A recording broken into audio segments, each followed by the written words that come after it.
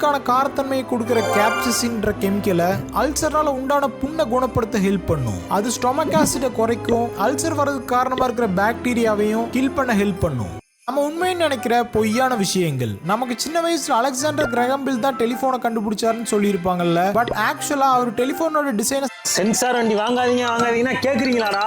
ஏன்டா சென்சுல எவனா சென்சார் வண்டி வாங்குவானா? ஏற்கனவே செம்ம டென்ஷன்ல இருக்கேன், பேசாம இரு. அண்ணே காலையில நம்ம வண்டி ஸ்டார்ட் ஆகல, என்னன்னு பார்த்தோன்னே. BS6 வண்டி எதுவும் கீழே விழுந்துச்சா தம்பி? ஆமாண்ணே, காலையில எந்திரிச்சு பார்த்தனே, மாடு முட்டி வண்டி கீழே கவுந்து கிடந்துச்சுண்ணே. மாப்பிள்ள சொல்லியா? அண்ணன் வேலை பார்க்க ஆரம்பிச்சிட்டாரு. கையில ஒரு 10,000 வச்சிருக்கியா? என்ன சொல்ற? அவ்வளவா செலவு வரும்? ஏய் சென்சார் வண்டிடா, அதோட கூட தான்டா வரும்.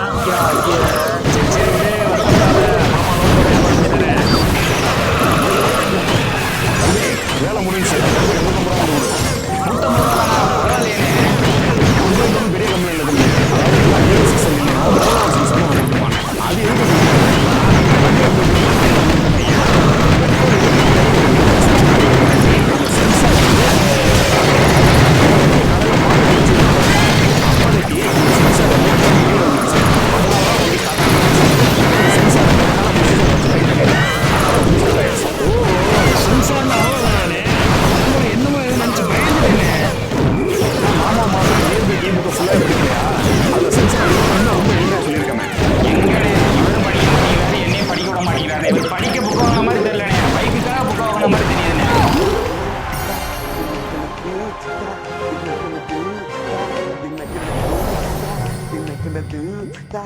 சென்சார் வண்டி வாங்காதீங்கன்னா கேக்குறீங்களாடா? சென்சார் வண்டி வாங்குவானா? ஏற்கனவே செம்ம டென்ஷன்ல இருக்கேன், பேசாம இரு. அண்ணே காலையில நம்ம வண்டி ஸ்டார்ட் ஆகல, என்னன்னு பார்த்தோன்னே. BS6 வண்டி எதுவும் கீழே விழுந்துச்சா தம்பி? ஆமாண்ணே, காலையில எந்திரிச்சு பார்த்தனே, மாடு முட்டி வண்டி கீழே கவுந்து கிடந்துச்சுண்ணே. சொல்லியா? அண்ணன் வேலை பார்க்க ஆரம்பிச்சிட்டாரு. கையில ஒரு 10,000 வச்சிருக்கியா? அவ்வளவா செலவு வரும்? ஏய் சென்சார் வண்டிடா,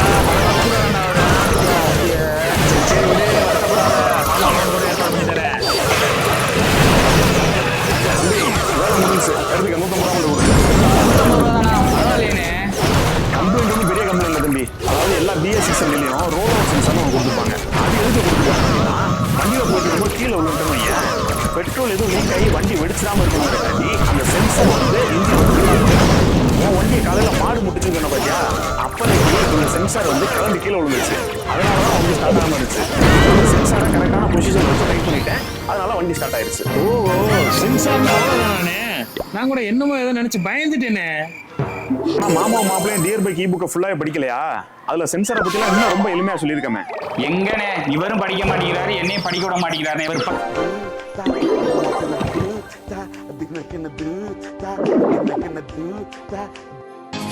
क्या उम्र क्या समा क्या उम्र क्या समा.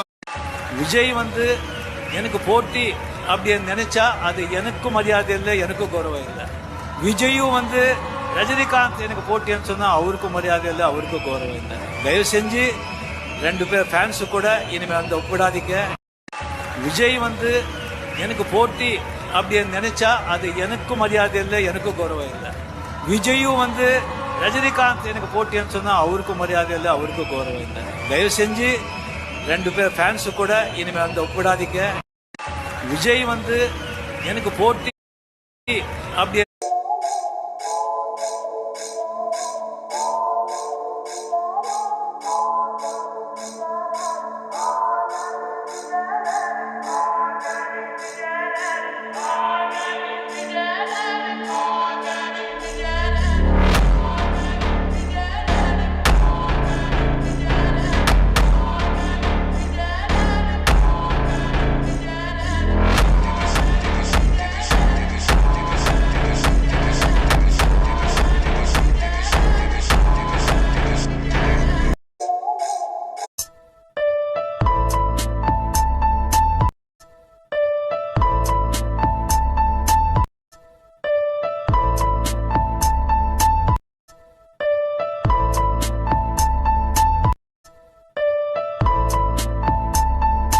விளக்குக்கு அப்புறம் ஒரு படத்தில் நடிக்கும்போது என்னை சாப்பிட கை வைக்கும்போது கதாநாயகி வந்துட்டான் வாங்க.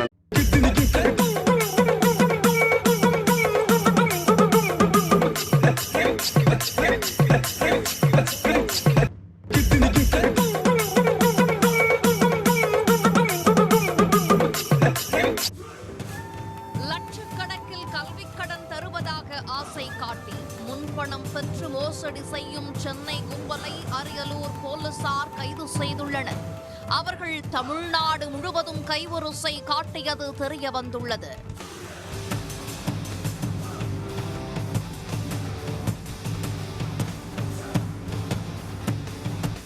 அனுமனை சீண்டி பார்த்த பக்தன் யார் தெரியுமா? 1532 தீவிர ராம பக்தர் ஒருவர் இருந்தார். அவர் பெயர் ராம்போலோ.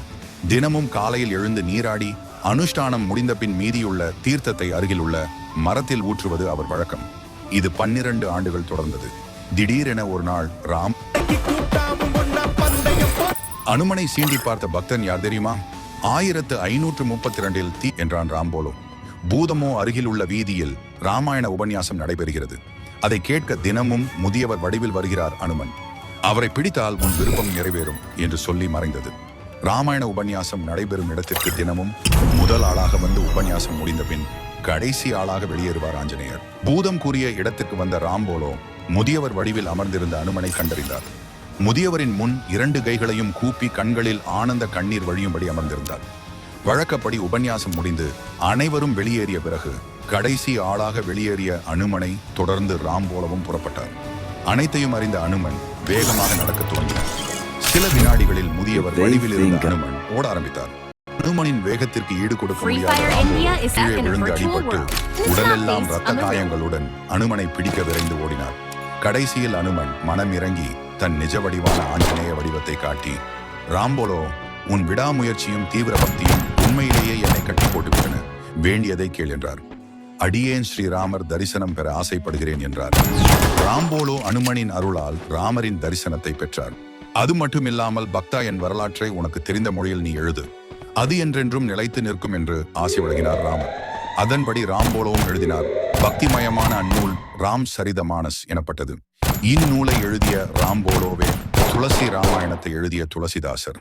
விடாமுயற்சியும் தீவிர பக்தியும் இருந்தால் தெய்வமே தரிசனம் அளிக்கும். அனுமனை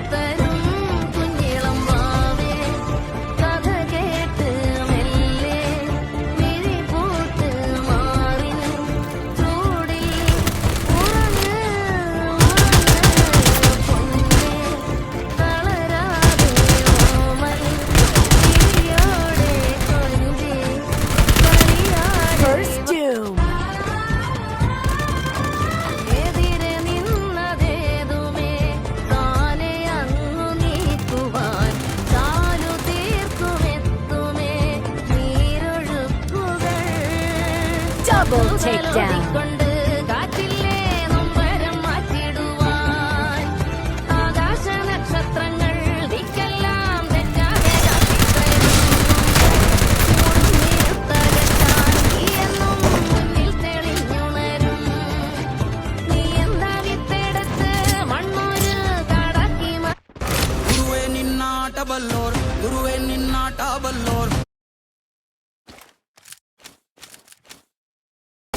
ஹலோ கைஸ், வெல்கம் பேக். உங்களுக்கு உங்கள் புருஷனை பிடிக்கலையா, வாழை பிடிக்கலையா, தயவு செய்து விட்டு போயிருங்க. அதை விட்டுட்டு அவருக்கு கூட இருந்து உதவி பண்ணாங்க. அவருடைய நம்பிக்கையை நீங்கள் கிடைக்காதீங்க. இங்கே ஒரு பொண்ணு தன் புருஷன் தன் மேலே வச்ச நம்பிக்கையை கிடைக்கிறாங்க.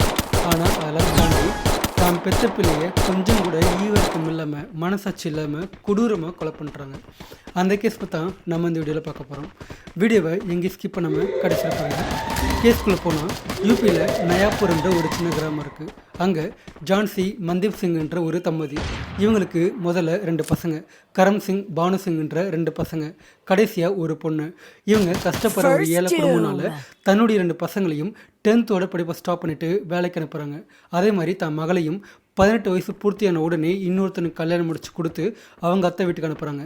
இப்போ இந்த 2 பசங்களும் கூலி வேலைக்கு போயிட்டு தன் குடும்பத்தை பார்த்துக்க ஆரம்பிக்கிறாங்க. நாட்கள் போக ஆரம்பிக்குது. கரம் சிங்குக்கு கல்யாண வயசு ரீச் ஆகுது. அப்போ கரம் சிங்குக்கு ஆக்ராவில் இருக்க யசோதா அப்படின்ற ஒரு பொண்ணை பார்த்து முடிக்கிறாங்க. கரம் சிங்கும் கல்யாணமான உடனே மனைவியோட ஆக்ராவில் செட்டில் ஆகுறாரு. அங்கே அவருக்கு ரோனக்குன்ற ஒரு பையன் பிறக்கிறான். அவர் வாழ்க்கை தன் மனைவி பிள்ளையோட நல்லபடியாக போயிட்டுருக்கு. அதே மாதிரி பானு சிங்குக்கும் மீனான்ற ஒரு பெண்ணோட கல்யாணம் ஆகுது. அவங்களும் கல்யாணம் முடிச்ச உடனே டேரக்டாக வேலை தேடி ஆக்ரா போகிறாங்க. அங்கே கரம் சிங் எங்கே இருக்காரோ அவர் வீட்டு பக்கத்துலேயே பானுசிங்கம் தன் மனைவியோட அங்கே தங்க ஆரம்பிக்கிறாரு. இப்படி அவங்க 2 பேர்த்துடைய வாழ்க்கையும் நல்லபடியாக போயிட்டுருக்கு. 2 பேருமே ஒருத்தருக்கு ஒருத்தர் உதவியாக இருக்காங்க. நாட்கள் போக ஆரம்பிக்குது. கல்யாணம் போயிட்டு சரியாக 3 மாதத்தில் மீனா வயிற்றுலேயும் ஒரு கரு உண்டாகுது. அவங்களும் மாசமாகறாங்க. இவங்க எல்லாருமே ரொம்பவே ஹாப்பியாக இருக்காங்க. வாழ்க்கை இவங்க எல்லாரும் வயிற்றுக்கு ரொம்பவே ஹாப்பியாகிறாங்க. இப்படியே ஒரு 10 மாதம் போகுது. மீனாவுக்கு டெலிவரி ஆகிற டைம் வருது. அவங்களுக்கு வயிற்று வலி ஏற்படுது. உடனே பானுசிங் தன் மனைவியை கொண்டு போயிட்டு மருத்துவமனையில் சேர்க்குறாரு. ஆனால் அங்கே அவங்க வயிற்று டாக்டர் செக் பண்ணி பார்க்குறாங்க. அப்படி பார்க்கும்போது அந்த பிள்ளை தலைகீழாக இருக்குது, வயிற்றில் தலைகீழாக இருக்குது. அவங்கள வெளியே கொண்டு வரதில் பிரச்சனை ஏற்படுது. டாக்டர்ஸும் அவங்களால முடிஞ்ச அளவுக்கு நிறைய ட்ரை பண்ணுறாங்க. ஆனால் எவ்வளோ ட்ரை பண்ணாலும் முடியல. கடைசியாக மீனா உள்ளே இருக்க குழந்தை 2 பேருமே இறந்து போகிறாங்க. இதை கேட்ட உடனே ஒட்டுமொத்த குடும்பமும் அழுகிறாங்க, ரொம்பவே கவலைப்படுறாங்க. அதுக்கடுத்தும் நாட்கள் போக ஆரம்பிக்குது. ஆனால் நாட்கள் போக போக பானுசிங் தன்னுடைய மனைவி இருந்த அந்த சுத்தத்தில் தண்ணடிக்க ஆரம்பிக்கிறான். வேலைக்கு போகிற ஸ்டாப் பண்ணுறான். ஆட்டோவில் கடன் வாங்கி குடிக்க ஆரம்பிக்கிறான். சாப்பாடு அப்போ அதெல்லாம் பார்த்த அவருடைய அண்ணன் கரம் சிங் இருக்கார் இல்லையா, அவர் தன்னுடைய தம்பியை விட்டு தான் வீட்டுக்கு அழைச்சிட்டு போறாரு. இவன் இப்படி விட்டா வேலைக்கு ஆகாது அப்படின்னு சொல்லிட்டு தன்னுடைய வீட்டுக்கு அழைச்சிட்டு போயிட்டு தான் வீட்டில் வச்சுட்டு அவனுக்கு சாப்பாடு போட்டு அவனை கொடுத்த எவ்வளோ முயற்சி பண்றாரு. அவனுக்கு புத்திமொழி சொல்றாரு. அதை கேட்ட பானுசிங்கம் கொஞ்சம் கொஞ்சமாக, அதாவது தண்ணி அடிக்கிறத கொஞ்சம் குறைக்கிறான். ஆனாலும் முழுசாக ஸ்டாப் பண்ணல. வேலைக்கு போகாம அப்போ கூட அவன் வீட்டில் தான் இருக்கான். அப்படி இருக்கும்போது கரம் சிங்குக்கு ஹைதராபாத்தில் ஒரு கட்டடம் கட்ட லேபர் கான்ட்ராக்ட் கிடைக்குது. ஸோ அவர் உடனே தன்னுடைய குடும்பத்தை விட்டு அங்கே போக முடிவு பண்ணுறாரு. ஆனால் போகிறதுக்கு முன்னாடி தன் மனைவி கிட்ட, இங்கே பாரு, நான் கான்ட்ராக்ட் கிடச்சிருக்குன்னு அங்கே போகிறேன், வரதுக்கு 3 மாதம் ஆகும். அது வரைக்கும் நீ குடும்பத்தை பார்த்துக்கோ, உனக்கு தேவையான பணத்தை நான் அனுப்புகிறேன். அதே மாதிரி என் தம்பியை கூட நல்லா பார்த்துக்கோ, அவனுக்கு வேலைக்கு சாப்பாடு போடு, அவனுக்கு கூப்பிட்டு வச்சு சாப்பாடு போடு. அவனுக்கு நீ இப்போ யாரும் கிடையாது. நீ கூட கண்டுக்காம விட்டேன்னா அவன் தண்ணி வச்சுட்டு சாப்பிடாம அப்படியே கிடப்பான், அவன் உடம்பு கெட்டு போகும். ஸோ வேலைக்கு அவனை கூப்பிட்டு சாப்பாடு போடு அப்படின்னு சொல்லிட்டு தன் மனைவிக்கு சொல்லிட்டு அவர் இங்கேருந்து ஹைதராபாத்துக்கு கிளம்பி போகிறாரு. அதை கேட்ட யசோதாவும் தன்னுடைய குழந்தை பானுசிங்கை தன் வீட்டுக்கு அழைச்சி வேலைக்கு வீட்டுக்கு அழைச்சி அவனுக்கு சாப்பாடு போட ஆரம்பிக்கிறாங்க. அவன் கூட உட்காந்து பேசுகிறாங்க. இங்கே பாரு, இதோட வாழ்க்கை முடிஞ்சு போகலை, இனிமேலும் வாழ்க்கை இருக்குது. ஸோ நீ குடிக்கிறத ஸ்டாப் பண்ணிவிட்டு வேலைக்கு போக ஆரம்பி, உன் வாழ்க்கையை பார்த்துக்க ஆரம்பி அப்படின்னு அவங்களுக்கு புத்திமொழி சொல்கிறாங்க. இப்படியே நாட்கள் போகுது. நாட்கள் போக போக யசோதா பானுசிங்கை நல்லா கவனிச்சுக்கிறாங்க. அவனை வேலைக்கு கூப்பிட்டு சாப்பாடு போட்டுட்டு அவனுக்கு தேவையான எல்லாத்தையும் பார்த்துட்டு அவனை அதே வீட்டில் தங்க வைக்கிறாங்க. அப்போ பானுசிங்கம் கொஞ்சம் கொஞ்சமாக மாற ஆரம்பிக்கிறான். குடியை ஸ்டாப் பண்ணுறான். நாட்கள் போக போக தன்னுடைய அண்ணி யசோதா கவனிச்சுக்கிற அந்த விதத்தை பார்த்து இவனுக்கு அவங்க மேலே ஈர்ப்பு ஏற்படுது, காதல் ஏற்படுது. இவங்க நம்மளை நல்லா பார்த்துக்கிறாங்க, இவங்க மட்டும் நம்ம லைஃப்பில் இருந்தால் நம்ம லைஃபே மாறிடும் அப்படின்னு சொல்லிட்டு இவன் யசோதாவை தன்னுடைய அண்ணியை காதலிக்க ஆரம்பிக்கிறான். அந்த வீட்டுக்கு தேவையான எல்லாத்தையும் பார்க்குறான். ரோனக்கை ஸ்கூல் கூட்டிகிட்டு போகிறது, வர்றது, காய்கறி வாங்குறது, வீட்டுக்கு தேவையான ஜாமான் வாங்குறது. அது மட்டும் இல்லாமல் அப்பப்போ யசோதா, ரோனக் அவங்க 2 பேர்த்தையுமே படத்துக்கு கூட்டிகிட்டு போகிறது அப்படின்னு அது எல்லாத்தையுமே பார்க்க ஆரம்பிக்கிறான். பக்கத்தில் இருந்து அவங்கள நல்லா கவனிச்சுக்கிறான். இது எல்லாத்தையுமே இன்னொரு பக்கம் யசோதாவும் கவனிக்க ஆரம்பிக்கிறாங்க. இவன் தான் மேலே காட்டுற அந்த அன்பை பார்த்து அவங்களும் மயங்குறாங்க. அது மட்டும் இல்லாமல் அவங்க கணவர் கரம் சிங் வேறு ஊரில் வேலை பார்த்துட்ருக்காரு. அதனால் இவங்களுக்கு உடல் தேவை ஏற்படுது. தன் கணவன் தன் கூட இல்லாமல் போகிறது தன்னுடைய உடல் தேவை அவங்களுடைய மனசு மாறாங்க. அப்போ தான் அவங்களுடைய மனசு முடிய நலப்படுது. அவங்க கூட இவங்களும்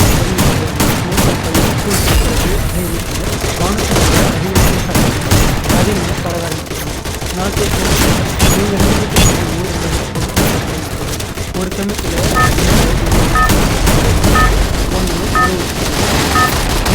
ஒரு ஸ்கூல் போன பிறகு உறவு வைக்கிறது. அதே மாதிரி தினமும் பையன் ஸ்கூல் முடிச்சு வீட்டுக்கு வந்த உடனே நைட் அவனுக்கு சாப்பாடு கொடுத்து நல்லா தூங்க வச்ச பிறகு அவன் தூங்கின பிறகும் இவங்க உறவு வச்சுக்கிறாங்க. அப்படி ஒரு 3 மாதம் போகுது. 3 மாதத்தில் இவங்க 2 பேருமே நான் இல்லாமல் நீ இல்லை, நீ இல்லாமல் நான் இல்லை அப்படின்ற ஒரு ஸ்டேஜுக்கு போகிறாங்க. 2 பேரும் தினமும் ஒன்றா இருக்காங்க. ஆனால் 3 மாதம் கழித்து ஹைதராபாத்துக்கு வேலைக்கு போன கரம் சிங் திரும்ப வீட்டுக்கு வராரு. தன் மனைவியோட ஒன்றா தங்கியிருக்காரு. அப்போ யசோதா எங்கிறாங்க, தன் கணவர் திரும்ப இங்கே வந்துட்டாரு, இனிமேல் பானுசிங்கை பார்க்க முடியாது, அவங்க கூட ஒன்றா இருக்க முடியாது அப்படின்னு அவங்க ரொம்ப ஏக்கப்படுறாங்க. ஆனால் சடனாக பார்த்தோன்னா கரம் சிங் எப்போ வீட்டுக்கு வந்தாரோ அன்னையிலேருந்து சரியாக 1 வாரம் கழித்து யசோதாவுக்கு வயிற்று வலி ஏற்படுது. அவங்க டாக்டர்கிட்ட போகிறாங்க.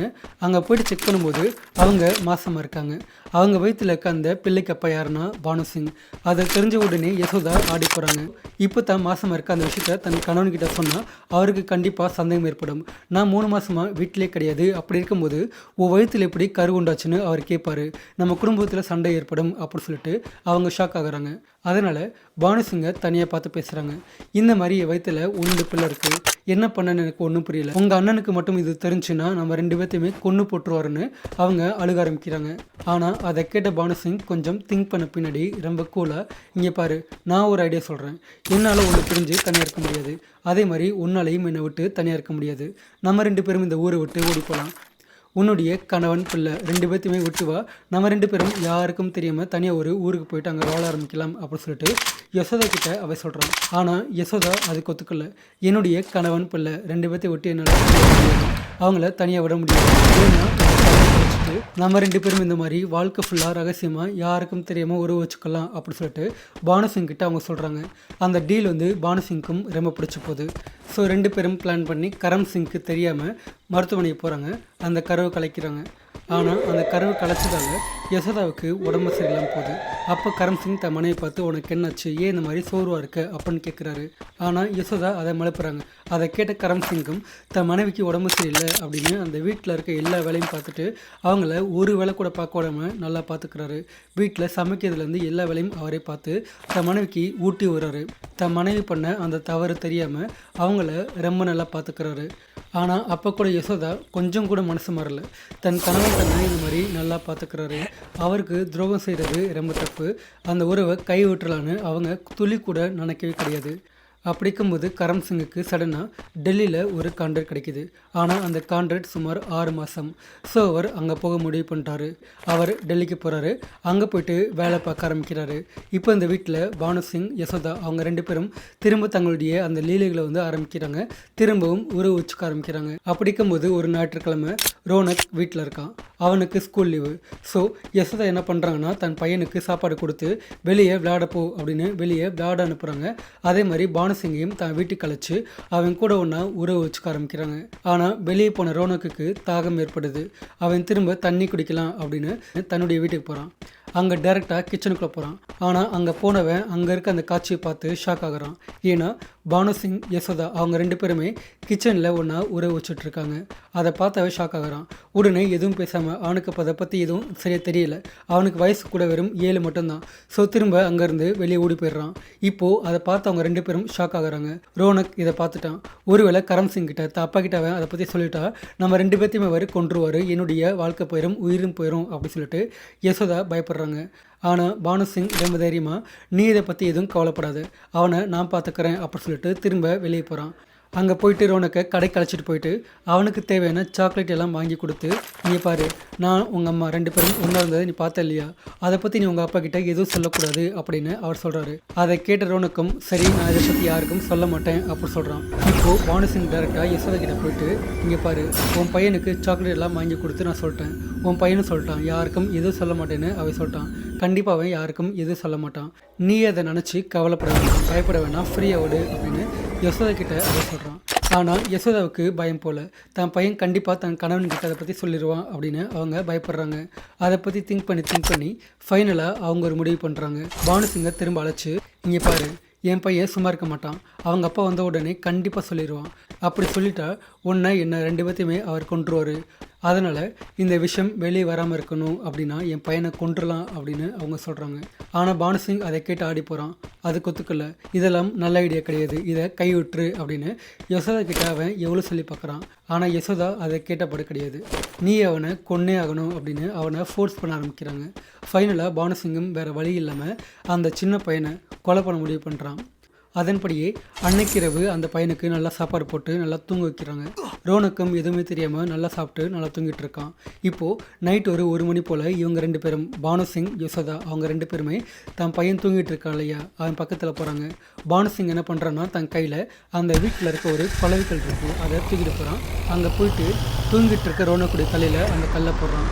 அந்த கல் விழுந்து அதே ஸ்பாட்டில் முகம் வந்து நஞ்சு போயிட்டு ரோனக் அதே ஸ்பாட்டில் இறங்கிட்டு.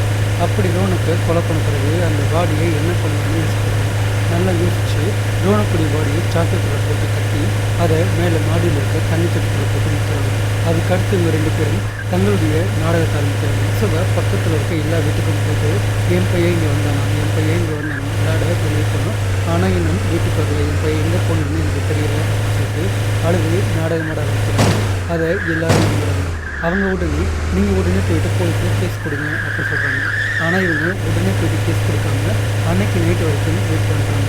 பானுசிங் யசோதா அவங்க 2 பேரும் ஒன்றா சேர்ந்து பேசி போலீஸ் வந்து இந்த மாதிரிலாம் கேள்வி கேட்டால் நம்ம இந்த மாதிரிலாம் ஆன்சர் பண்ணணும் அப்படின்னு சொல்லிட்டு அவங்க வெயிட் பண்ணுறாங்க. அதே மாதிரி அவங்க கணவர் கரம் சிங்குக்கும் கால் பண்ணி இந்த மாதிரி பையன் வந்து வெளியே ஆட போகணும், ஆனால் வெளியே ஆட போனது வீட்டுக்கு வரணும், நாங்களும் எங்களுக்கு தெரிஞ்ச எல்லா இடத்துக்கும் போய் பார்த்துட்டோம், நம்ம பையனுடைய ஃப்ரெண்ட்ஸோட எல்லாத்துக்கும் போய் பார்த்துட்டோம், ஆனால் எங்கேயுமே அவன் போகல, அவனை காணாங்க அப்படின்னு சொல்லிட்டு யசோதா அழுது நாடகம் போட ஆரம்பிக்கிறாங்க. அதை கேட்ட உடனே கரம் சிங்கும் உடனே கிளம்பி வீட்டுக்கு போகிறாரு. அங்கே போன பிறகு இவங்க 2 பேருமே நாடகம் ஆடுறாங்க. எதுவுமே தெரியாத மாதிரி நல்ல மாதிரி நடிக்கிறாங்க. அதை கரம் சிங் நம்புறாரு. ஏன்னா தன் மனைவி தன் தம்பி, ஸோ 2 பேர்த்துக்களையுமே அவருக்கு அப்பேற்பட்ட ஒரு எண்ணமே வர கிடையாது, சந்தேகப்படலை. அவங்க 2 பேர்த்தையும் அதன் பிறகு தன் மனைவி தம்பியோட ஒன்றா சேர்ந்து மொத்தம் 3 பேருமே ஸ்டேஷன் போகிறாங்க. அங்கே போயிட்டு இந்த மாதிரி என் பையன் ரோனக்கை வந்து காணா அப்படின்னு கேஸ் வந்து ஃபைல் பண்ணுறாங்க. அதை கேட்ட போலீஸ்காரங்களும் அந்த கேஸை பற்றி என்கொயரி பண்ண ஆரம்பிக்கிறாங்க. ரோனக்குடிய வீட்டுக்கு போகிறாங்க. பக்கத்தில் இருக்க எல்லா வீட்டுக்கும் போயிட்டு அங்கே இருக்க எல்லா ஆட்கள்கிட்டையுமே தரவாக என்கொயரி பண்ணுறாங்க. ஆனால் எவ்வளோ என்கொயரி பண்ணாலும் காணாமல் போன அந்த பையனை பற்றி எதுவும் தெரியல. இப்போ சடனாக பார்த்தோன்னா யசோதா, பானுசிங் அவங்க 2 பேர்த்துக்குமே ஒரு ஏன்னா இவங்க பொண்ணு மேலே போட்டு செயல்பட்ட அந்த பாடி மேலே டேங்க்ல இருக்கு. நாட்கள் போச்சு, அதில் வந்து வாசம் வர ஆரம்பிச்சு. அப்படி வாசம் வந்துச்சுன்னா பக்கத்தில் இருக்கிற எல்லாத்துக்கும் கம்மி போயிடும். போலீஸ் இந்த உண்மை எல்லாமே அவங்க 2 பேரும் அந்த பாடியை வேறு இடத்துக்கு மாற்ற முடியும். அதன்படி யசோதா பானுசிங் சொல்கிறாங்க, இன்னைக்கு மட்டும் நம்ம தனியாக அந்த பாடி வேறு எங்கேயாவது போட்டுருவோம் அப்படின்னு சொல்கிறாங்க. பானுசிங் சரி. அதன்படியே அந்த பையனை பல பண்ணி சரி 2 டேஸ் கழிச்சு யசோதா, பானுசிங், கரம் சிங் அந்த 3 பேருமே நல்லா தூங்கிட்டு இருக்காங்க. பானுசிங் கடையில் தூங்கிட்டு இருக்காங்க. அவன் என்ன பண்ணுறான்னா யாருக்கும் தெரியாமல் நைட்டு ஒரு 1 மணி போல அந்த வீட்டில் கதவை யசோதா திறந்து வச்சிருக்காங்க.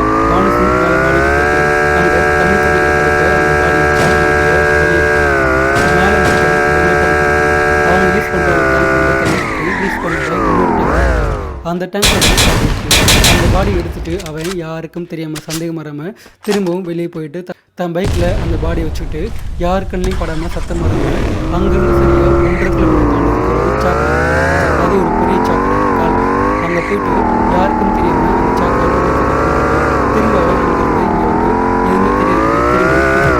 இப்போ அந்த சாக்கடையில் அவங்க போட்டாங்க. அந்த சாக்கடை ஒரு இடத்துல மாட்டிக்கிட்டு அதை நாய் கடிச்சு அடிக்காங்க. அதை பார்த்தா ரத்தம் அந்த சாக்கடை அதனால தான் நாய் கடிக்கிறது. அந்த நாய்கள் அந்த சாக்கடை தண்ணி பார்க்கும்போது அதுக்குள்ள இந்த சிறுமியுடைய பாடி உடனே அவங்க அந்த பாடியை பற்றி போலீஸ்க்கு சொல்லியிருக்காங்க. அதை கேட்டு போலீஸ்காரங்க அந்த பையனுடைய பாடியை செக் பண்ணுறாங்க. அப்படி செக் பண்ணும்போது வேறு ஏதாவது மிஸ்ஸிங் கேஸ் ஃபைலாக இருக்கா, எந்த கேஸோடையாவது இது மேட்ச் ஆகுதா அப்படின்னு செக் பண்ணும்போது தான் ரோனக்குடிய ஃபோட்டோ பார்க்குறாங்க. அந்த ஃபோட்டோவோட இது கரெக்டாக மேட்ச் ஆகுது, எக்ஸாக்டாக மேட்ச் ஆகுது. உடனே போலீஸ்காரங்க ரோனக்குடிய வீட்டுக்கு போயிட்டு ரோனக்குடிய அம்மாவுக்கு அதை பற்றி இன்ஃபார்ம் பண்ணுறாங்க. அதுக்கடுத்து யசோதா, கரம் சிங் அவங்க 2 பேரும் ஒன்றா சேர்ந்து டேரெக்டாக மருத்துவமனைக்கு போகிறாங்க. அங்கே அந்த பாடியை பார்த்த பின்னாடி இது எங்கள் பையன் ரோனக் தான் அப்படின்னு அதை அதுக்கடுத்து போலீஸ்காரங்க நோட் பண்ணி இந்த கேஸ் கரண் சிங் யசோதா அவங்க 2 பேர்கிட்ட மாற்றி மாற்றி கேட்குறாங்க. உங்களுக்கு யாராவது எதிரிகள் இருக்காங்களா, வேண்டாதவங்க யாராவது இருக்காங்களா அப்படின்னு சொல்லிட்டு பலவிதமான ஆண்களை வந்து என்கொயரி பண்ணுறாங்க. அதில் பானுசிங்கையும் அவங்க என்கொயரி பண்ணுறாங்க. அப்படி என்கொயரி பண்ணும்போது பானுசிங் யசோதா கொஞ்சம் அரசியல் பற்றி கொஞ்சம் உலகம் அதை பார்த்து போலீஸ்காரங்களுக்கு எங்கே முன்னாடி மாற்றி மாற்றி உண்மையோடு மறைக்கிறாங்க. உடனே அவங்க 2 பேர்த்து மட்டுமே தனியாக அழைச்சி ஒரே கேள்வியை 2 பேர் திரும்பி மாற்றி மாற்றி கேட்குறாங்க. உங்கள் பையன் காணாமல் போனது நீங்கள் 2 பேரும் என்ன பண்ணிட்டு இருந்தீங்க, உங்கள் பையனை கடைசியாக இப்போ பார்த்தீங்க அப்படின்னு மாற்றி மாற்றி கேள்வி கேட்குறாங்க. அப்போ அவங்க 2 பேரும் ஒரே மாதிரி இருக்காங்க, சொல்லி வச்ச மாதிரி ஒரே மாதிரி இருக்குது. அதை கேட்ட போலீஸ்காரங்களுக்கு சந்தேகம் இன்னும் அதிகமாக. ஏன்னா கேள்விகளை கேட்கும்போது கண்டிப்பாக ஒரே மாதிரி இப்போ இருக்காங்க. ஆனால் இவங்க 2 பேரும் இப்படி ஒரே மாதிரி அவங்க 2 பேர்த்துடைய கால் வச்சு இல்லாமல் 2 பேர்த்துடைய ஃபோனையும் வாங்கி செக் பண்ணுறாங்க. இப்படி செக் பண்ணும்போது பானுசிங்குடைய ஃபோனில் யசோதா பானுசிங் இவங்க 2 பேருமே ஒரே மாதிரி ஒன்றா இருக்கிற ஃபோட்டோஸ் வீடியோஸ் அதை பார்த்து நல்லா புரிஞ்சு போகுது. இவங்க 2 பேரும் தான் கண்டிப்பாக அந்த பையனை ஏதோ பண்ணியிருக்கணும் அப்படின்னு அவங்க 2 பேர்த்தையுமே இன்னும் தரவை என்கொயரி பண்ணுறாங்க. ஒன்றா உட்கார வச்சு என்கொயரி பண்ணுறாங்க. அப்போ அவங்க 2 பேரும் என்கொயரி பண்ணும்போது அவங்களுடைய ஆங்கிள் வந்து என்கொயரி பண்ணுறாங்க, அடிச்சு என்கொயரி பண்ணுறாங்க. 2 பேரும் வேறு வழி இல்லாமல் உண்மையெல்லாம் சொல்லிடுறாங்க. அதை கேட்ட போலீஸ்காரங்க அந்த உண்மையை வந்து கரம் சிங்கிட்ட சொல்கிறாங்க. அதை கேட்டு அவர் ஆடி போகிறாரு. ஏன்னா அவர் வச்ச அந்த நம்பிக்கை எல்லாமே பாழ போச்சு. தன்னுடைய தம்பி தன் மனைவி 2 பேரும் தனக்கு பண்ண அந்த துரோகத்தை நினச்சி அவர் மனசடைஞ்சு போகிறாரு. அது மட்டும் இல்லாமல் தன் பையனை அந்த அளவுக்கு கொடூரமாக கொன்னதே அவங்க தான் அப்படின்னு தெரிஞ்ச அவருக்கு இன்னும் ஷாக் ஆகுது, அதிர்ச்சி ஆகுது. இதெல்லாம் கேட்ட போலீஸ்காரங்க அவங்க 2 பேர்த்தையும் கைது பண்ணிவிட்டு தகுந்த ஆதாரத்தோட கோர்ட்டில் ஆஜர் பண்ணுறாங்க. இப்போ வரைக்கும் இந்த கேஸ் வந்து கோர்ட்டில் போயிட்டுருக்கு. இன்னும் தீர்ப்பு வந்து வழங்கப்படலை. ஸோ ஓவராலாக இந்த கேஸ் மூலமாக பார்த்தோன்னா உங்களுக்கு ஒருத்தரை பிடிச்சிருக்கு அப்படின்னா, கல்யாணமான பிறகும் ஒருத்தரை பிடிச்சிருக்குன்னா தயவு செஞ்சு டிவோர்ஸ் கொடுத்துட்டு விலகி போயிருங்க. அதை விட்டுட்டு இவரும் வேணும் அவனும் வேணும் அப்படின்னு நினச்சிங்கன்னா அது ரொம்ப தப்பு. இதில் இந்த யசோதா பண்ணது ரொம்ப ரொம்ப தப்பு. இந்த மாதிரி கனவுக்கு தெரிஞ்சு போச்சுன்னா பிரச்சனையான பிறகு கண்டிப்பாக பிரிஞ்சு போவார். அப்படி பிரிஞ்சு போன பிறகு உங்களுக்கு இவர் தான் பிடிச்சிருக்குன்னா இவர் பிரச்சனை வாழுங்க. அது எதுவுமே தெரியாத ஒரு சின்ன பையன் கொடூர மக்களில் அவசியம் இல்லை. கொஞ்சம் கூட மனசாட்சி இல்லாமல் ஓகேங்களா? ஸோ ஓவராலாக இந்த கேஸை பற்றி நெக்ஸ்ட் டேட்டை பார்க்கலாம். அதோட ஹலோ கைஸ், வெல்கம் பேக். உங்களுக்கு வாழை பிடிக்கலையா தயவு செஞ்சு விட்டு போயிருங்க. அதை விட்டுட்டு அவருக்கு கூட இருந்து துரோகம் பண்ணாங்க. அவருடைய நம்பிக்கையை நீங்கள் கொடுக்குறாங்க. இங்கே ஒரு பொண்ணு தான் புருஷன் தான் மேலே வச்ச நம்பிக்கையை கொடுக்குறாங்க. ஆனால் அதெல்லாம் தாண்டி தான் பெற்ற பிள்ளையை கொஞ்சம் கூட இன்னொரு மனசாட்சி இல்லாமல் கொடூரமாக ஜப்பான் எலெக்ஷன்ல அநியாயம் பண்ணுவாங்க, கலட்டி காட்டுறதெல்லாம் கேம்பெயினா பண்ணுவாங்க. ஜப்பானோட டோக்கியோல நடக்கிற கவர்னர் எலெக்ஷன்ல மொரட்டு வேலையெல்லாம் ஜப்பானோட தலைநகரம் டோக்கியோல நடக்கிற கவர்னர் எலெக்ஷன்ஸ்ல கலந்துக்கிறதுல முக்காவாசி பேரு ஜப்பான் தேர்தல பொறுத்த வரைக்கும் ஒரு கவர்னர் சீட்டுக்கு ஒரே கட்சியை சேர்ந்த எத்தனை கேண்டிடேட்ஸ் வேணாலும் போட்டி போடலாம். வேற எங்கேயும் பிரச்சாரம் பண்ண முடியாது. இதுல மட்டும் ஒவ்வொரு கேண்டிடேட்ஸுக்கும் 6 நிமிஷம் டைம் கொடுப்பாங்க. அந்த 6 நிமிஷம் டைம்ல தான் கலந்துக்கிறதுல கலண்ட கேஸ் எல்லாம் கவர்னர் ஆகணுங்கிறத பத்தி கவலைப்படாம ஃபேமஸ் ஆகணும்னு முட்டாத்தனமான வேலையெல்லாம் பார்ப்பாங்க. இப்ப ஜோக்கர் கிட்ட போட்டு போட்டி போறவங்களை கலாய்க்கிறது, மல்யுத்தமான கூட மண்டை வைக்கிறது, கதை சொல்றது, 96 வயசுல வந்து உயிரை வாங்குறது, மாஸ்க போட்டு அரைமூஞ்சியை மூடுறது, மண்டை கோளாரா ரேப் சாங் பாடுறது, கடைசி கட்டமா கலட்டி போடுறது வரைக்கும் வந்து நிப்பாங்க. கவர்னரா போட்டிங்கிற சின்சியரான கைகளை தவிர மத்த அம்பட்டும் கிழக்கு பயவில்லைதான். அதோட ஜப்பானை பொறுத்த வரைக்கும் ரொம்ப ஸ்ட்ரிக்ட். நடு ரோட்ல பேனர் வைக்கிறதும் கண்ட இடத்துல மாநாடு போடுறதுக்கும் தடை தான். கவர்மெண்ட் அலாட் பண்ண போஸ்டர் போர்டுகள்ல மட்டும்தான் போட்டிடுறவங்க அவங்களோட விளம்பரங்களை விடணும். அந்த போஸ்டர் போர்டுகள்ல இருக்க இடங்களையும் புதுப்பட டிக்கெட் மாதிரி பல்கா வாங்கி பிளாக்ல விற்பாங்க சில காயின் பசங்க. அவங்க கிட்ட அந்த எலெக்ஷன் போர்டுல போஸ்டர் ஓட்டுறதுக்கான இடத்த வாங்கி நாய்க்கு பர்த்டே கொண்டாடுறதுல இருந்து ஒன்லி காத்தாடிகளுக்கு அடிமைகளை சேர்க்கறது வரைக்கும் அநியாயத்துக்கு அளவு பண்றாங்க. அதையும் எலெக்ஷன்ங்கிற பேர்ல பண்றாங்கிறதான் கொடுமையே. ஜப்பான் எலெக்ஷன்ல அநியாயம் பண்ணுவாங்க, கலட்டி காட்டுறதெல்லாம் கேம்பெயினா பண்ணுவாங்க. ஜப்பானோட டோக்கியோல நடக்கிற கவர்னர் எலெக்ஷன்ல மொரட்டு வேலையெல்லாம்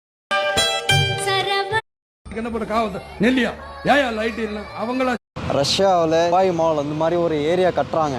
வந்து பார்த்தீங்கன்னா 30 மாடி 50 மாடி பில்டிங்லாம் கட்டுறாங்க. அப்படியே துபாய் ஸ்டைலில் எல்லாத்தையும் கட்டப்போகுது. கன்ஸ்ட்ரக்ஷன் ஃபீல்டில் நிறைய ஆட்கள் தேவைப்படுது. இங்கே வந்து பார்த்தீங்கன்னா பள்ளிவாசல் கட்டுறாங்க. இங்கே நிறைய ஃபெசிலிட்டிஸ் போட போகிறாங்க. ஷாப்பிங் மாலு, இந்த மாதிரி ஒரு ஸ்போர்ட்ஸ் சென்ட்ரு எல்லாத்தையும் இந்த ஏரியாவில். இது வந்து பெரிய ஏரியா, அதனால் இந்த பெரிய ஏரியாவுக்கு நிறையா ஆட்கள் வேணும் இங்கே ஒர்க் பண்ணுறதுக்கு. 3 வருஷத்துல தான் இது எல்லாத்தையும் ஆரம்பித்தாங்க. இன்னும் 2 வருஷத்தில் இதை முடிக்க போகிறாங்க. ஏற்கனவே இது எல்லாத்தையும் கட்டியிருக்காங்க, எல்லாமே பில்டிங்லாம் ரெடியாக இருக்குது. ஆனால் உள்ளே வந்து பார்த்தீங்கன்னா ஒன்றுமே பண்ணல, அப்படியே சும்மா இருக்குது. பாருங்கள், இந்த மாதிரி டைல்ஸ் போடுறது, எலக்ட்ரிக், ப்ளம்பர், அந்த மாதிரி நிறைய வேலையெல்லாம் இருக்குது. ஆனால் இது யாரும் பண்ண மாட்டேங்கிறான். பிரச்சனை யார் யாருக்கு இந்த வேலை செய்ய முடியும், யாருக்கு எக்ஸ்பீரியன்ஸ் இருக்குது, யார் வேலை வேணுமோ எங்களை காண்டாக்ட் பண்ணுங்க, அவங்களுக்கு ஹெல்ப் பண்ணுறேன் இன்ஷா அல்லாஹ். அஸ்ஸலாம். ரஷ்யாவில் துபாய் மால் அந்த மாதிரி ஒரு ஏரியா கட்டுறாங்க. இது பார்த்தீங்கன்னா 30 மாடி 50 மாடி பில்டிங்லாம் கட்டுறாங்க. அப்படியே துபாய் ஸ்டைலில் எல்லாத்தையும் கட்ட போகிறாங்க. கன்ஸ்ட்ரக்ஷன் ஃபீல்டில் நிறைய ஆட்கள் தேவைப்படுது. இது இங்கே வந்து பார்த்தீங்கன்னா பள்ளிவாசல் கட்டுறாங்க. இங்கே நிறைய ஃபெசிலிட்டிஸ் போட போகிறாங்க. ஷாப்பிங் மாலு, இந்த மாதிரி ஒரு ஸ்போர்ட்ஸ் சென்ட்ரு, எல்லாத்தையும் இந்த ஏரியாவில், இது வந்து பெரிய ஏரியா. அதனால் இந்த பெரிய ஏரியாவுக்கு நிறையா ஆட்கள் வேணும் இங்கே ஒர்க் பண்ணுறதுக்காக. போன வருஷத்துல தான் இது எல்லாத்தையும் ஆரம்பித்தாங்க. இன்னும் 2 வருஷத்தில் இதை முடிக்க போகிறாங்க. ஏற்கனவே இது எல்லாத்தையும் கட்டியிருக்காங்க. எல்லாமே பில்டிங்லாம் ரெடியாக இருக்குது. ஆனால் உள்ளே வந்து பார்த்தீங்கன்னா ஒன்றுமே பண்ணல, அப்படியே சும்மா இருக்குது. பாருங்கள், இந்த மாதிரி டைல்ஸ் போடுறது, எலக்ட்ரிக், ப்ளம்பர், அந்த மாதிரி நிறைய வேலையெல்லாம் இருக்குது. ஆனால் இது யாரும் பண்ண மாட்டேங்கிறான். அதான் பிரச்சனையே. யார் யாருக்கு இந்த வேலை செய்ய முடியும், யாருக்கு எக்ஸ்பீரியன்ஸ் இருக்குது, யார் வேலை வேணுமோ எங்களை காண்டாக்ட் பண்ணுங்கள், அவங்களுக்கு ஹெல்ப் பண்ணுறேன் இன்ஷா அல்லாஹ். அஸ்ஸலாம். ரஷ்யாவில் இன்ஃபினிட்டி ஸ்டோன்ஸை விட ரொம்பவே முக்கியமான ஒரு ஆளா நம்ம அயன்மேன் வந்து ஒரு 10 செகண்ட் இருந்திருப்பாரு. ஸோ இன்ஃபினிட்டி வார் படத்தில் நம்ம தானோஸ் வந்துட்டு அயன்மேன் ஆல்மோஸ்ட் கொல்றதுக்காக போயிருப்பாரு. பட் அப்பெல்லாம் சும்மா இருந்த நம்ம ஸ்ட்ரேஞ்ச் வந்துட்டு எப்போ நம்ம தானோஸ் வந்து ஸ்டோன்ஸை யூஸ் பண்ணாரோ அந்த டைம் நடுவில் புகுந்து டைம் ஸ்டோன் வந்து யூஸ் பண்ணிருப்பாரு. ஆக்சுவலாக இந்த இடத்துல நம்ம தானோஸ் வந்து அயன்மேனை கொண்டா கூட ஸ்ட்ரேஞ்ச் வந்துட்டு டைம் ஸ்டோனை யூஸ் பண்ணி அவர் திரும்ப உயிரோட கொண்டு வந்தெல்லாம் ஏரியாவில் தான் இருந்திருப்பாரு. பட் எப்போ நம்ம தானோஸ் வந்து ஸ்டோன்ஸை யூஸ் பண்ண ஆரம்பிச்சாரோ அப்போ அதுக்கு வந்து வாய்ப்பு இல்லாமல் போயிருக்கும். எக்ஸாம்பிளுக்கு ஒரு சோல் ஸ்டோனை யூஸ் பண்ணாருன்னா டோனியோட சோலை வந்து தனியாக பிரித்து அந்த ஸ்டோனுக்குள்ளேயே அடைச்சிட முடியும். இதுவே ரியாலிட்டி ஸ்டோனை யூஸ் பண்ணாருன்னா அவரை எந்த ஃபார்ம்ல வேணாலும் மாற்றி ஈஸியாக கொண்டு வர முடியும். அண்ட் ஸ்பேஸ் ஸ்டோனை யூஸ் பண்ணி டோனி ஸ்டார்க்கு வந்து பார்ட்டாக பிரித்து யூனிவர்ஸில் இருக்க எந்த மூலையில் வேணாலும் கொண்டு போய் அவரை விட்டுற முடியும். சப்போஸ் பவர் ஸ்டோனை யூஸ் பண்ணாருன்னா என்ன ஆகுன்றது வந்து உங்களுக்கே தெரியும். பட் நம்ம தானோஸ் வந்துட்டு எல்லா ஸ்டோன்ஸையுமே ஒரே நேரத்தில் யூஸ் பண்ணுறதுக்காக இறங்கிருப்பாரு. நம்ம அயன்மேன் வந்து திரும்ப உயிரோட கொண்டு வர வேற வழியே இல்லைன்னு தெரிஞ்சதுக்கு அப்புறமா தான் நம்ம ஸ்ட்ரேஞ்ச் வந்துட்டு டைம் ஸ்டோன் வந்து அனுப்பியிருப்பாரு. அண்ட் நம்ம டாக்டர் ஸ்ட்ரேஞ்ச் பார்த்த 40 மில்லியன் அவுட்கம்ஸில் எப்போ நம்ம டோனி ஸ்டார்க் வந்து அவரோட உயிரே போனாலும் பரவாயில்லன்னு சொல்லி ஸ்னாப்பை போடுறாரோ அப்போ மட்டும்தான் அவங்களால தானோஸ் வந்து தோக்கடிக்க முடியும். அண்ட் இதுதான் என் கேமில் ஸ்ட்ரேஞ்சு டைம் ஸ்டோனை கொடுத்துருக்காருன்னா அதுக்கு கண்டிப்பாக ஒரு காரணம் இருக்கும் அப்படின்னு சொல்லி நம்ம ஏன்ஷியன்ட் ஒன் வந்து சொல்லியிருப்பாங்க. அண்ட் அந்த காரணம் வந்து இதுதான். இன்ஃபினிட்டி ஸ்டோன்ஸை விட ரொம்பவே முக்கியமான ஒரு ஆளா நம்ம அயன்மேன் வந்து ஒரு 10 செகண்ட் இருந்திருப்பாரு. ஸோ இன்ஃபினிட்டி வார் படத்தில் நம்ம தானோஸ் வந்துட்டு அயன்மேனை ஆல்மோஸ்ட் கொல்றதுக்காக போயிருப்பாரு. பட்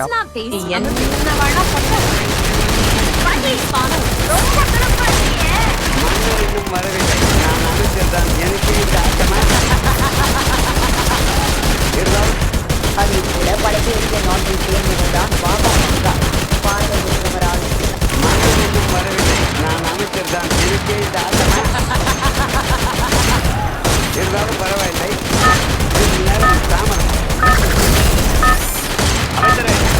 உங்களோட அரண்மனையோட சேர்கள் தான் அப்படியா? அந்த ஐபிஎல் நல்லா அழகா இறக்குறாங்க. நீங்க இந்த ராஜஸ்தான்ல நான் ஆட்சி அமைத்த பிறகு அனைத்தும் மாற்றி விடுங்கள். இன்று வரை நான் அமைச்சர். இன்னும் ஒரு சில நாட்களில் இந்த மன்னனை அகற்றிவிட்டு நானே மன்னன். என்னுடைய ஆட்சி தான் நடக்கும். அப்போது உங்கள் இருவரையும் பார்த்துக் கொள்வேன். சாமரம் பூசி என்றால் வீசுவதும் இல்லை, சற்று பூசுவதும் இல்லை. இருக்கும் மன்னவன் மிக திறமைசாலி என்று அவனுக்குள் ஒரு நினைப்பு. லூசுமான மாதிரியாக மன்னர் இன்னும் வரவில்லை. நான் அமைச்சர் தான். எனக்கே இந்த ஆட்டமா? இருந்தாலும் பரவாயில்லை. சிறிது நேரம் சாமரம் வீசிக்கொள்ள. அமைச்சரே, இவங்க உங்களோட அரண்மனையோட சேர்கள்ஸா? யா, அடியால் பொடியால் பல சைஸ்ல வச்சிருக்கோம். அப்படியா? அந்த ஐபிஎல் நல்லா அழகா இறக்குறாங்க. நீங்க இந்த ராஜஸ்தான்ல நான் ஆட்சி அமைத்த பிறகு அனைத்தும் மாற்றி விடுங்கள். இன்று வரை நான் அமைச்சர். இன்னும் ஒரு சில நாட்களில் இந்த அதே போல பழகேறிய நாட்டை சேர்ந்தவர்தான் பாபா வங்கா. பார்வையற்றவரான இவர் தனது கணிப்புகள் மூலம் உலகம் முழுவதும் பிரபலமானார். இவரின் கணிப்புகளில் ஒன்றுதான் இந்த சம்பவம். 1991 ஆண்டு சோவியத் யூனியன் பிரிந்துவிடும் என்றும் 2004ஆம் ஆண்டு ஆசியாவில் சுனாமியும் நிலநடுக்கமும் ஏற்படும் என கணித்திருந்தார்.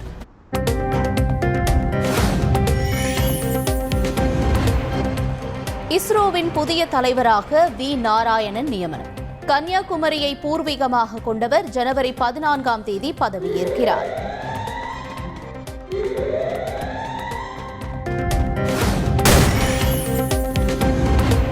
பொங்கல் பண்டிகையை முன்னிட்டு வசூல் வேட்டையில் தீவிரம் காட்டும் ஆம்னி பேருந்துகள். கட்டணம் பன்மடங்கு உயர்ந்ததால் சென்னையிலிருந்து சொந்த ஊர் செல்வோர் அதிர்ச்சி.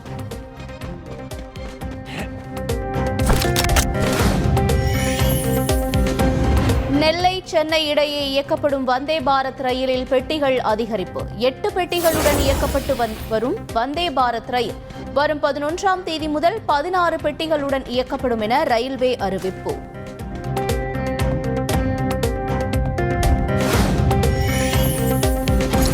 கும்பகோணம் திருவிடைமருதூர் சாலையில் திருவிடைமருதூர் டிஎஸ்பி தலைமையில் போலீசார் அதிரடி வாகன சோதனை.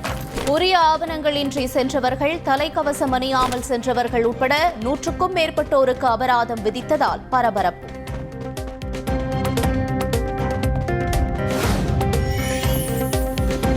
மதுரை அவனியாபுரம், பாலமேடு மற்றும் அலங்காநல்லூர் ஜல்லிக்கட்டு போட்டிகளில் பங்கேற்பதற்கான ஆன்லைன் டோக்கன் முன்பதிவு நிறைவு. 12,632 ஜல்லிக்கட்டு காளைகளும் 5,347 மாடுபிடி வீரர்களும் முன்பதிவு செய்து தயார் நிலை.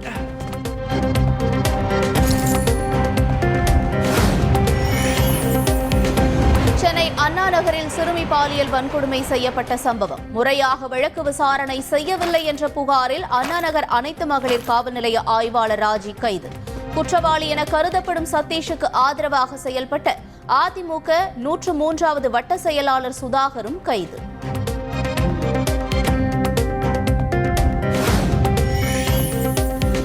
திருவள்ளூர் மாவட்டத்தில் வீட்டிற்கு மேலே சென்ற உயரழுத்த மின்கம்பியால் இளம்பெண் பலி.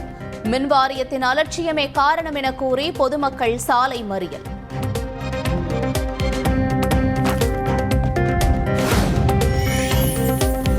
ஆவடி அருகே உறவினர் வீட்டிற்கு சென்ற 5 வயது சிறுவன் மூடப்படாத உரைக்கிணற்றில் விழுந்து பலி. போலீசார் வழக்கு பதிந்து விசாரணை.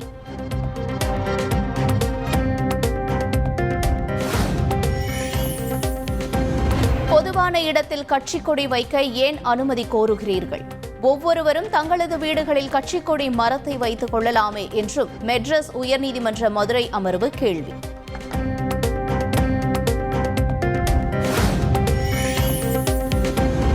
தமிழக சட்டப்பேரவையில் இன்று ஆளுநர் உரைக்கு நன்றி தெரிவிக்கும் தீர்மானத்தின் மீது விவாதம். அதிமுக, விசிக, காங்கிரஸ் சார்பில் தரப்பட்டுள்ள அண்ணா பல்கலை மாணவி விவகாரம் குறித்த கவன ஈர்ப்பு தீர்மானம் எடுத்துக் கொள்ளப்படுமா என எதிர்பார்ப்பு.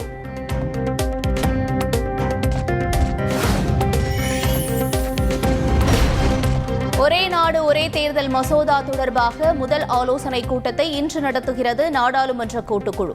சட்டம் மற்றும் நீதி அமைச்சகத்தின் அதிகாரிகள் மசோதாவின் விதிகள் குறித்து கூட்டுக்குழுவுக்கு விளக்கம் அளிப்பார்கள் என தகவல்.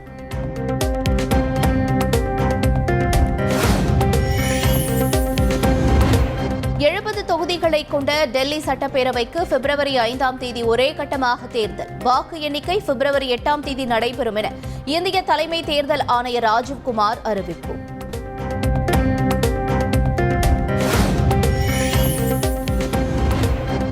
ஈரோடு கிழக்கு தொகுதிக்கு பிப்ரவரி 5ஆம் தேதி இடைத்தேர்தல். பிப்ரவரி 8ஆம் தேதி வாக்கு எண்ணிக்கை. பொங்கல் விடுமுறையால் வரும் 10, 13, 17ஆம் தேதிகளில் மட்டுமே வேட்புமனு தாக்கல் செய்ய முடியும். தலைவர்கள் சிலை மூடல், வாகன தணிக்கை உள்ளிட்ட தேர்தல் பணிகளை தொடங்கியது மாவட்ட நிர்வாகம்.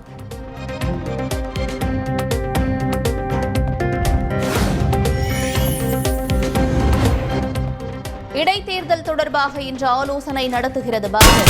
வரும் 15ஆம் தேதி அதிமுக மாவட்ட செயலாளர்கள் கூட்டம் நடைபெறும் என கட்சி பொதுச் செயலாளர் EPS அறிவிப்பு.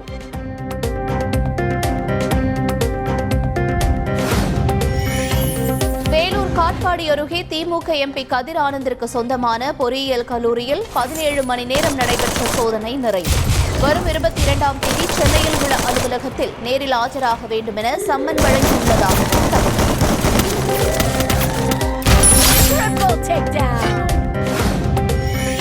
அதிமுக பொதுச் செயலாளர் எடப்பாடி பழனிசாமியின் நெருங்கிய உறவினரின் ஆலையில் வருமான வரித்துறையினர் 12 மணி நேரத்தை கடந்து சோதனை. ஈரோடு மாவட்டம் பவானி அருகே துப்பாக்கி ஏந்திய போலீஸ் பாதுகாப்புடன் அதிகாரிகள் அதிரடி.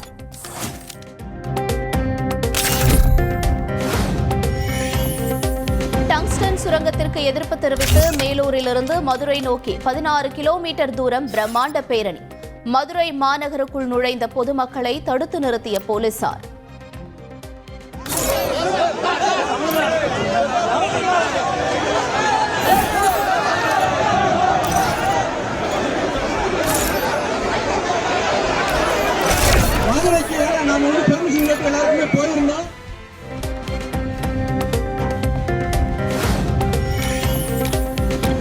டங்ஸ்டன் தொடர்பான மக்கள் போராட்டத்திற்கு அனுமதி மறுக்கும் காவல்துறை. திமுக போராட்டத்திற்கு அனுமதித்தது குறித்து எதிர்க்கட்சித் தலைவர் எடப்பாடி பழனிசாமி விமர்சனம்.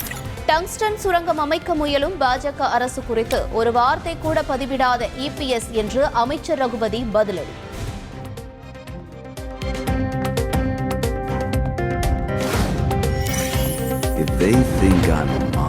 பல்கலைக்கழகங்களில் பயிலும் மாணவ மாணவிகளின் பாதுகாப்பு தொடர்பாக பல்கலை பதிவாளர்களுடன் அமைச்சர் கோவிச்செழியன் ஆய்வு. கல்வி நிறுவனங்களின் அனைத்து பகுதிகளிலும் மின்விளக்கு, சிசிடிவி கேமரா இருப்பதை உறுதி செய்ய அறிவுறுத்தல்.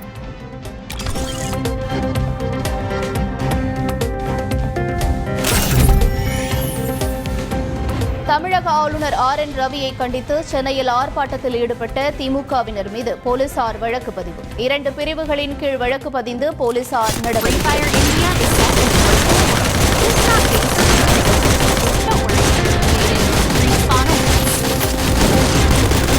கொடைக்கானலில் குதிரை சாலை சிறப்பை இளைஞர்கள் மூக்கில் முகரும் வீடியோ வாட்ஸ்அப். உபயோகப்படுத்த வேண்டாம் என போதைகளுக்கு அமலாக்கத்துறையினர் விழிப்புணர்வு எச்சரிக்கை.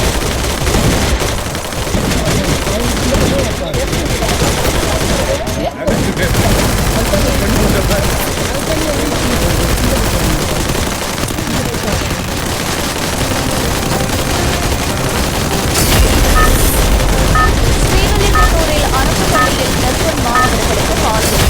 தலைமை ஆசிரியர் போக்சோ வழக்கில் கைது. Battle Royale.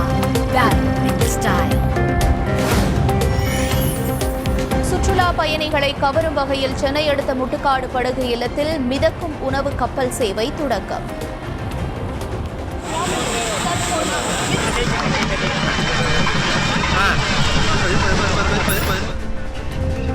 உணவக கப்பலை அவசரமாக துவக்கியது ஏன் என விசிக எம்எல்ஏ கேள்வி எழுப்பியதால் சலசலப்பு.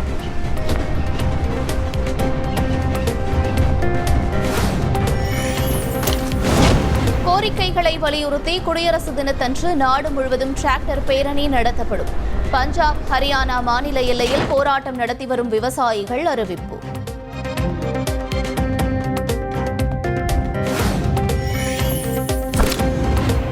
சைபர் தாக்குதல் தொடர்பாக நடிகை ஹனி ரோஸ் எர்ணாகுளம் காவல் நிலையத்தில் 30 பேர் மீது புகார் அளித்த விவகாரம். தொழிலதிபர் பாபி செம்மனூர் மீது ஜாமீனில் வெளிவர முடியாத பிரிவின் கீழ் வழக்கு பதிவு.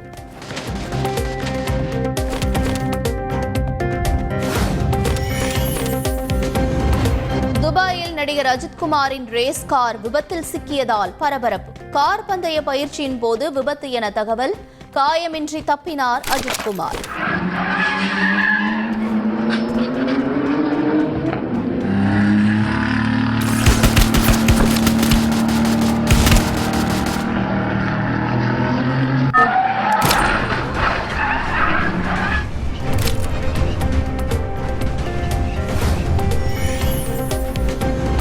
கேரளாவில் நடிகர் திலீப் நடிக்கும் படத்திற்கான லொகேஷன் பார்க்க சென்ற ஆர்ட் டைரக்டர் சதுப்பு குழியில் சிக்கியதால் அதிர்ச்சி. அதிர்ஷ்டவசமாக உயிர் தப்பினார்.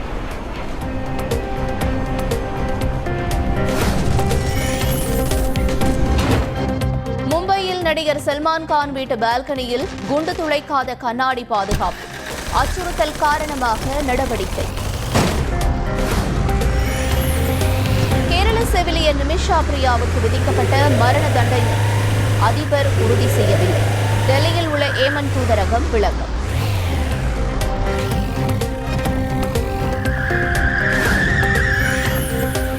திபெத், நேபாள நேபாள எல்லைப் பகுதியில் ஏற்பட்ட நிலநடுக்கத்தில் சிக்கி உயிரிழந்தோர் எண்ணிக்கை 126 உயர்வு. அதிர்ச்சி தரும் சிசிடிவி பதிவுகள்.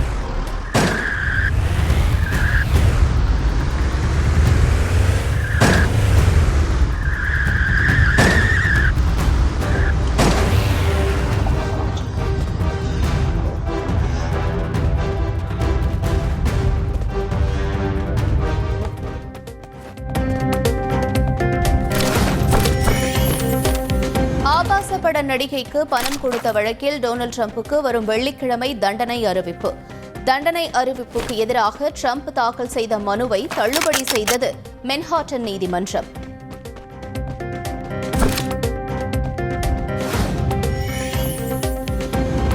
அமெரிக்காவின் கலிபோர்னியா மாகாணத்தில் உள்ள பசிபிக் பாலிசேட்ஸ் பகுதியில் பயங்கர காட்டுத்தீ. குடியிருப்புகளை புகை மண்டலம் சூழ்ந்ததால் மக்கள் கடும் அவதி. காட்டுத்தீயால் 200 ஏக்கர் பரப்பிலான வனப்பகுதி எரிந்து சேதம்.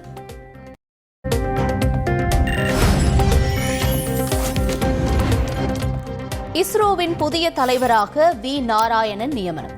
கன்னியாகுமரியை பூர்வீக